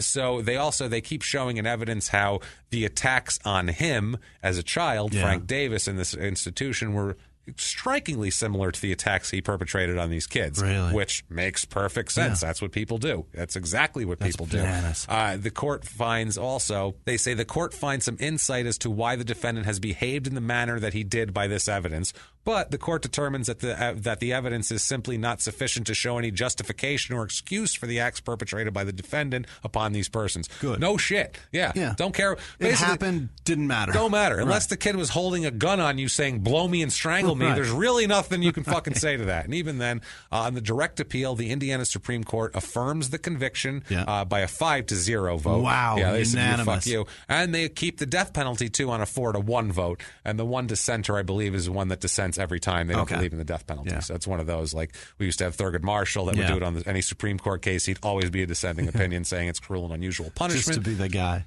Yeah, absolutely. And this guy, the judge wrote a dissenting opinion, and in addition to being against it in general, he also said the lying in wait and prior murder aggravators had not been proved. Oh. Which I think they proved the molestation part. Guy's out of his mind. Yeah, he's How old is that person? Because I think them and your grandma have a little bit of dementia in common. Yeah, teaming. He'd been on the high court since 1968, and he had voted to vacate more death sentences than any other justice. Wow.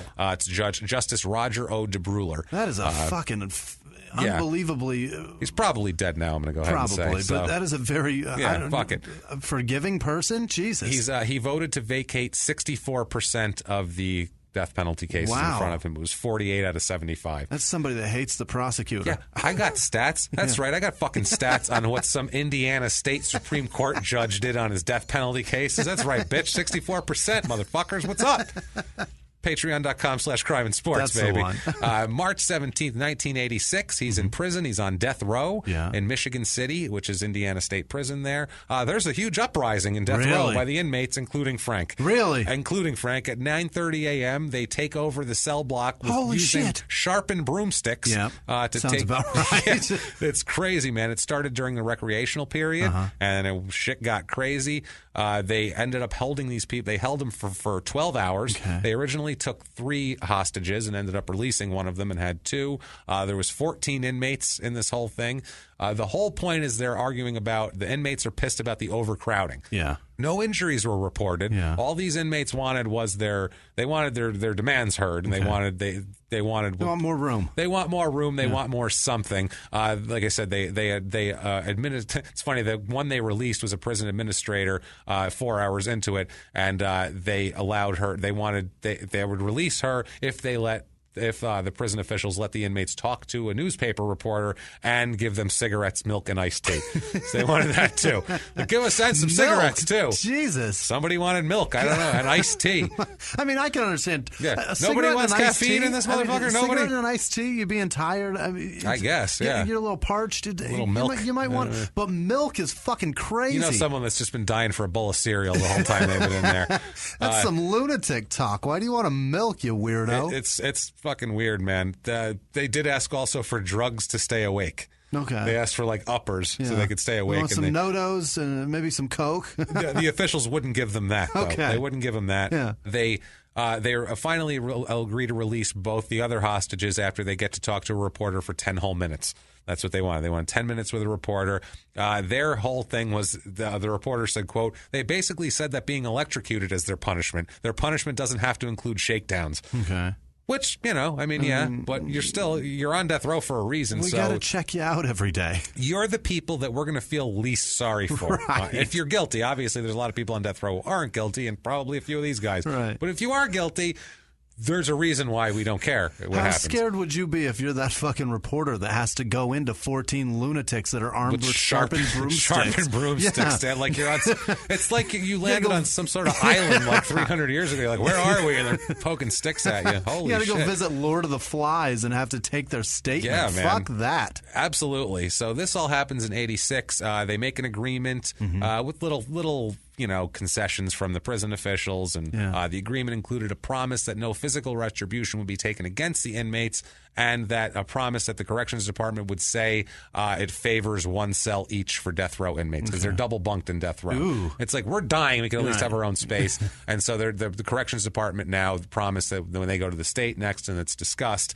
they will, their stance will be, we want one cell. They're lucky that they're secluded from the rest of the population, because when that happens, the whole fucking thing's on lockdown. And now you just put people that are generally out in their cell. They're going to be fucking furious. They're going to hate you. Not to mention, you've been molesting and strangling teenage boys this whole time. You're not going to be the most popular fellow on the cell block. Yeah, that's not great for you. Now, November 17th, 93, the court vacates his death sentence. Really? They vacate his death sentence due to the mitigating circumstances that they say they were not properly. They didn't know about the forceps. They were not properly talked about during the trial. The brain damage and somebody felt bad for him about the diddling, and it happened to him too. So. Either way, he is given 50-year sentences for each count of attempted murder. And so, and I think it's 60 years for each count above that. Yeah, 60 for each murder, 50 for each attempted murder, all consecutive, 220 years total. That's pretty brutal. He's not fucking getting out. That's fine. He's going to be there a while. In 96, he is appealing everything. What? Even the conviction. He is advancing arguments to support a request to withdraw his guilty plea. What? It's been fucking 17 years. You're guilty, asshole. I'm sorry. This is. They should just go, who are you again? Take a fucking walk, asshole. I'm tired of listening to this idiot. Jesus Christ. He says that his lawyer, his main argument is ineffective assistance of counsel, said the lawyer forced him to forego a jury trial and waive his constitutional rights in exchange for a plea agreement that gave him no real benefit because they were going for the death penalty, but the plea agreement wasn't for the death penalty. Also, he argues the counsel lacked experience to handle a death penalty case, which I agree with. And also, he's saying that the attorney allowed an incompetent defendant himself to plead guilty and failed to suppress statements to the police and fruits of what he calls an illegal search on his family home. I don't like where this is going. Yeah, he said he failed to present. He said the attorney failed to present an insanity defense and allowed Davis to plead guilty without the requisite intent. He says also too that the counsel failed to advise him on the aggravating circumstances and failed to properly voir dire the jurors. They didn't even talk to the jurors right. Didn't do shit right, and even then he had an experienced guy with him. He argues that because of the ineffective work of his counsel, there was no attempt to suppress evidence of his statement to the police. He just got no help, he's saying. The court basically says, maybe, on a couple of those, but mainly no, and go fuck yourself, is basically what they tell him. This was scaring the shit out of me for a sec. He tries to argue that his plea was not voluntary and intelligent. He alleged his plea was invalid because during the plea hearing, he denied an intent to kill until after an off-the-record conference. He's looking for anything, and he's saying, I wasn't saying I did it, I just said I wanted a plea, and then and they're like, well, you have 220 fucking years to think about it, you stupid asshole. There was testimony, and in this too, there was testimony obtained. Apparently, the brain damage thing. This is why why it was vacated. I know this for a fact. Is the brain damage during birth was not brought in, that was not available until 4 years after the conviction. So that's after his appeal, his direct appeal, his conviction and everything. And then in 93, that was out there. They said, okay, he's got a brain injury. That's a mitigating enough factor to not kill him anyway. So that's why that happened there. Because of that, they had a physician testify that because of this, that and the traumatic abuse, he suffered from PTSD, borderline personality disorder, major features of antisocial personality disorder, and he might not, and also said that might have caused him to have trouble cooperating with his counsel, which all makes sense. That's fine. I don't know legally, I don't know that I see. I'm no lawyer, but I don't see why this guy shouldn't be killed. In some way, shape, being or form. honest, I don't see why this guy shouldn't be wiped out after all this. This is fucking horrific. I don't want to pay for this. Granted, I'm not in that state. Well, it's federal now. Is it federal? No, he's not in state prison. Really? No, it's all state prison. This is a state crime. No federal. He should end federal up has to cross state lines or have some sort of commerce implication or something like that. I thought capital ones were all federal. No. That just means you're fucked. I told you I'm not a lawyer. You're not a lawyer. We are not lawyers. No. We are not journalists. The post-conviction court noted, quote, viewing the case as a whole, the trial counsel were competent. Okay. It's fine. The guy tried his best for you. I just don't like that he's got the ability to fight this after what he did. This is fucking horrific. I mean, you have to, because there are people, Jesus, how many people get exonerated? Yeah. This guy's not fucking one of them, though. Yeah. That's the thing. No. He's not one of them. I've watched those death penalty cases on this Netflix. isn't a mystery that they picked him out of out of their ass and then they forced a confession out of him. Right. There's a goddamn 2 kids going, that's the fucking guy. That Frank. That's the Frank. Wire, blowjob, attempted to kill me. That's the son of a bitch. And then he did the same thing to other people, but it was successful. Ridiculous. So next appeal is finally to the Supreme Court of the United States. The last one. They also reject the lying in wait aggravator. They rejected it too, like the previous court, but upheld the conviction and the sentence of Davis. Good. The mitigating factors were everything, like we said. That was the one that made everybody do this here. That was the one that made everything. Yeah. Cloudy. Made it cloudy. The shit out of was the brain damage followed by that. And the judge actually says, as the special judge Bruce Emery of Miami County on this, where they were talking about this is one of the judges that vacated the death penalty. He said, quote, the state created the monster it now seeks to destroy. Wow. Which is a really fucking good way of putting it. Wow. That's it right there. He said, you made this. Yeah. You had a brain damaged guy that could have gone either way, and you put him in a place and didn't watch him and allowed him to get abused and sodomized. The state of Indiana is essentially Frankenstein. You made you made this monster, and now you're like, please somebody kill it. It's like, no, assholes, you made it. Yeah. Which that makes sense, and I'm glad that judge put that on the state to say, watch your don't let this happen to these kids, and maybe this won't happen. This is our fucking system, and it's your fault. So there he is. He's in prison then. He goes. He's not going to be executed. But January 22nd, 2008, he fucking dies in prison at age 54, alone and hated. Young. Eat a dick, Deal Frank with Davis. That, Frank. Yes. I want it to sound like it was over, but it's not. He's fucking dead. So, bonus, dead guy. So young. So young. I'm sure he... That's crazy. Yeah, you know what? Good. His insides were probably as toxic as his fucking outside It was demeanor. pretty rotten. What a piece of complete and utter shit. Yeah. Frank Davis says. Thanks, Indiana. We're happy he's gone, Frank Davis. I'm happy he died. And you know what? He probably died before he would have got executed anyway, so it didn't even fucking matter. He got an early sentence, by the way. He did. He only served 20 years. He did. And it's horrible, man. I mean, that's like...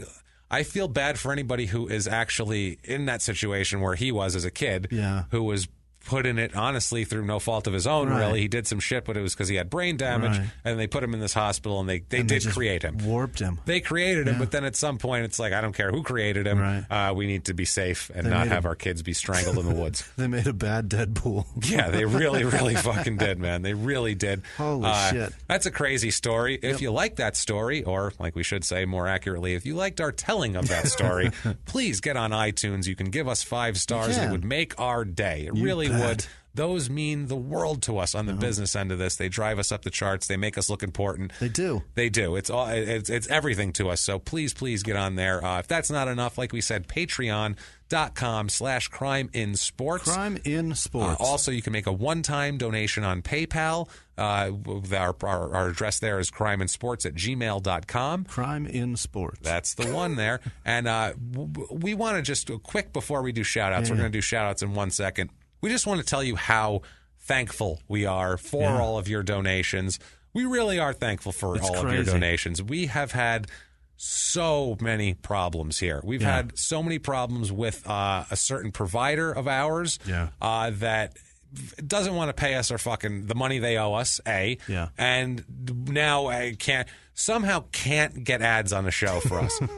we are you get always bound into a contract with somebody, and then they say exclusivity. It's exclusivity. That's the word. That's the one. That's fine. I told you I'm not a lawyer. It's true. They're the only ones that are allowed to sell advertisement for us. That's it. They're the ones. So basically, and then they fucking don't do it. So we say, hey, we have consistently a top 150 podcast in the fucking U.S. world. There are podcasts that are 1/10 as popular as us that are sponsored out the ass. Out the ass. They make a fortune on sponsors. There's people that we know that have half of our listens that get sponsors out the ass and make a fortune off of it and all that sort of thing. And we get shit, ugats, dick, nothing. Zero. That's it. Nothing. And we're not complaining to you guys saying, we're saying thank you for keeping us going. That's why this is long today. I'm going to tell you one thing. That's exactly why this is long. It's to say thank you. I'm going to tell you this right now. If it wasn't for you guys being so goddamn supportive and so cool with us, if this was all going on, I'd say fuck this fucking show. Yeah. I don't need this shit. I don't need to not sleep for fucking ever to not make a goddamn dime and feel like I'm getting robbed all the time. Can you imagine the tweets you would get if it didn't go up that week? If we quit? Holy shit.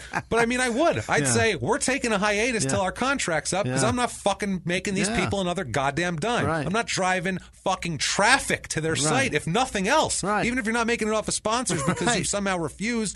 It's still traffic. It's bananas. And they say that they're trying to sell ads for us. You're not trying very hard. Right. Either you are the most, I said this on our other, either you're the most incompetent son of a bitches on the face of the fucking earth that can't sell an ad for one of the most popular fucking podcasts in the country. Why would you have a fucking network if that was the case? Right. Who can you sell ads for, huh? Who the fuck, Serial? Yeah, anybody could sell ads for Serial, My Favorite Murder, some shit like that. NPR, you can sell it for this too. Right. Either that or you're doing it on purpose. Which is fucking worse. Which is worse. It's just like in the movie Casino when Robert De Niro has the slots manager and it gets ripped off and he says, either you're too stupid to know what was going on or you were in on it. Either way, you're fucking out. I can't have this shit in my joint. Right. That's what we're dealing with right now. We can't have this shit in our joint. Can't have this shit in our joint. Either way, you're out. Right. So sorry for the rant. Sorry for everything like that. Sorry that you had to hear everything like that. But there's a lot of people that stick with us and they really follow us and they want to know what's going on with us. And we make kind of cryptic references now and then to this whole thing because and honestly, the point is, we apologize to yell at you yes, like that. We don't We're mean not to. Yelling at you. We were trying to give you information. That's James telling you he loves you and love thank you and thank you. And by the way, legally, calling them motherfuckers, I am not saying that they are currently, formerly, or future fucking planning on, have, or doing fucking their own or anybody else's mother. Now, I'm not saying there's no evidence for or against that. So they might not be. They might be currently, as possible. We speak, fucking their mothers in the face. I don't know anything. I don't know. I'm not saying that's true. I'm saying you never know. But I'm making a legal distinction. In their face. Legal distinction when I call them motherfuckers. And cocksuckers, too. Legal distinction on that. They are not saying they're actually sucking cock, although, once again, anything's possible, honestly. Anything is possible. But if in the slang definition term, that's exactly motherfucking cocksuckers. Exactly.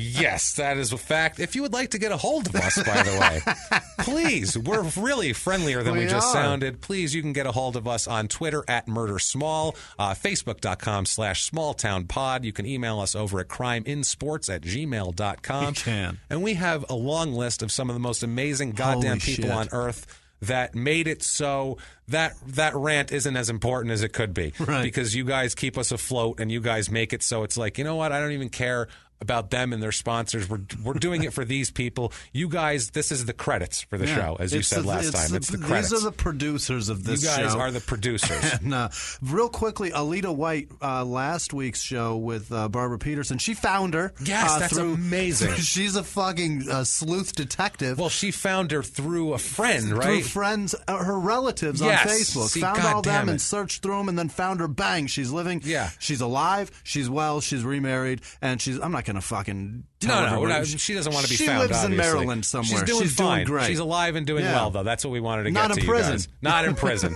Doing well, has another life, changed her name. So Barbara thank you, Peterson's Alita, for finding her. I looked for hours and couldn't find her.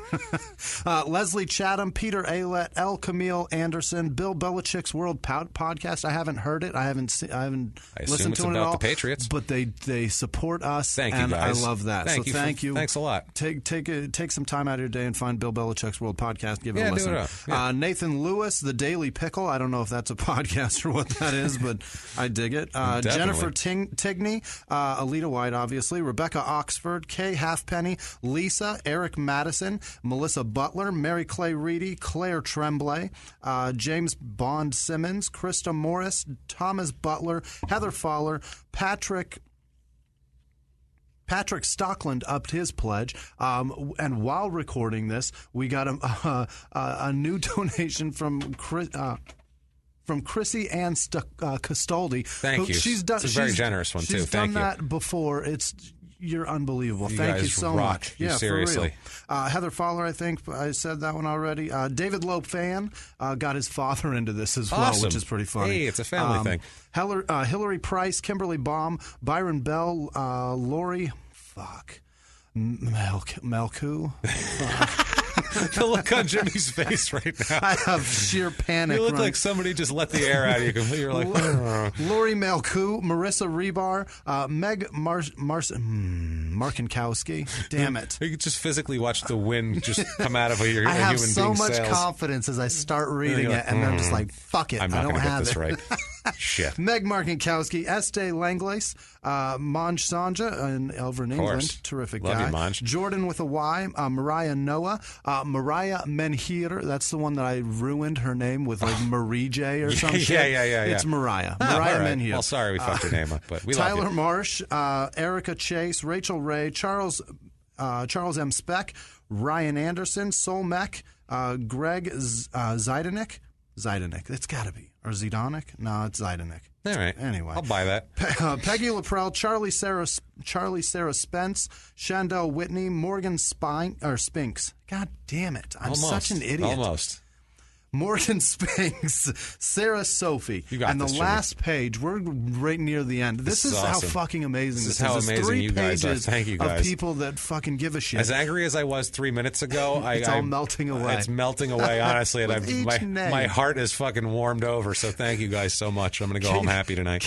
Katie Callahan, Mark Pietrowski, Jane Richards, Ben Richards, David Schapp, Robert Dye, Michelle Rupert, Robin Joyner, Michael Bretz, Kathleen Cassidy, Jordan Navarez, Jessica Landgren in Australia. She's the best. She sends us. She's so the sweet. goddamn best. What a darling. Thank you. Melissa Hoover, Margie Coons is terrific. Hey, She's gosh, out there I love her too. She's promoting awesome. us like fucking She crazy. is on our side, it's man. terrific. We're on Thank your you, side Margie. too, Margie. Thank Love you, dear. Kat Power in New York. She's an asshole. Lori Jensen, the best. Frederick Cook, Jane Greaser, Narman. Fucking hell. Narman Adam. I almost had it. Narman Adamarova. Yes, I think I hit that. Ada Morova. Sounds I think good so. to me. And the last one is so easy, Stephen Rooney. You guys are fucking amazing. Thank you, guys. so much. If you guys give a shit about correcting how I just ruined your name, find me at Whisman Sucks on Twitter, Instagram, or Snapchat.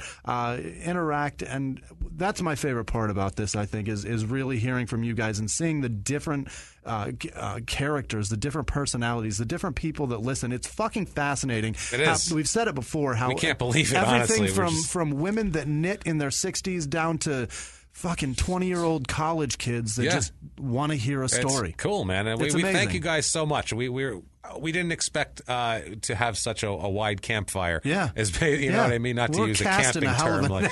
But we're casting a wide net. We had a big campfire that we're big stalking our campfire prey. that we're stalking, and we got our wire sitting here, and we're waiting, but we will not sexually molest you or strangle you. But we do want to sit in the woods with wires There's just to wait. There's a shitload of Carmex on my lips. Oh, man. It's at least it won't be terrible for you guys. Let's just say that. And if you want to get a hold of me, I am at Jimmy P is funny. You can do that there, or try to find me on Facebook and copy and paste my last name from the show description, because we know you're not going to try to spell it. Yeah, no doubt. Let's do that. And guys, what a story. What a show. Story. Thank you guys again for everything. Hope you enjoyed the extra long episode this week. But until next week, it's been our pleasure. Bye.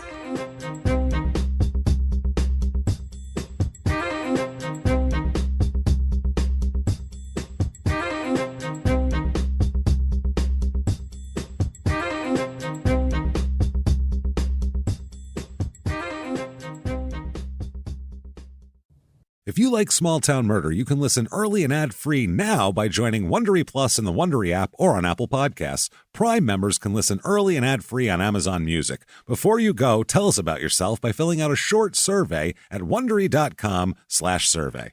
A few miles from the glass spires of Midtown Atlanta lies the South River Forest.